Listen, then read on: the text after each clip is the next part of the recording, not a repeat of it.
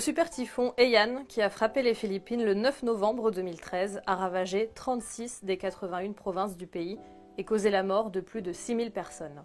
Selon les rapports de l'ONU, le typhon a emporté sur son passage plus de 90% des maisons dans les provinces les plus gravement touchées. Les infrastructures, notamment les routes, les ponts, les aéroports et les ports du pays, ont également été sérieusement endommagés. Pour faire face à ces catastrophes et mieux en minimiser les impacts, CARE a développé depuis 2007 une stratégie intégrée de réduction des risques de catastrophes, aussi appelée RRC, avec les populations. Le programme consiste à préparer et former les populations aux actions à mener en cas de catastrophe, à travers notamment l'intégration de la réduction des risques et des catastrophes dans les programmes scolaires, mais aussi la mise en place d'exercices de simulation.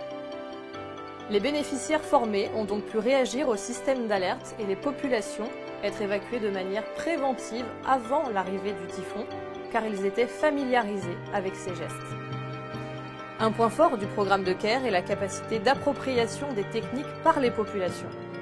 Par exemple, après le départ de CARE, des surfaces supplémentaires de mangroves ont été plantées par les habitants après qu'ils en aient saisi les impacts bénéfiques sur les littoraux et la production halieutique.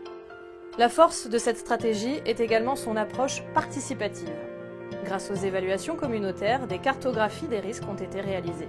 Grâce enfin au plaidoyer de CARE auprès du gouvernement philippin, les autorités ont encouragé les communautés à ne pas reconstruire leurs maisons sur des zones à risque, mais plutôt en fonction des cartographies des risques identifiés. Les gouvernements locaux sont maintenant sensibilisés au fait qu'ils peuvent et doivent utiliser des financements pour des activités de RRC en amont des crises et pas seulement des activités d'urgence. Grâce à une meilleure communication, des réunions municipales permettent de partager des analyses des risques et planifier en ce sens.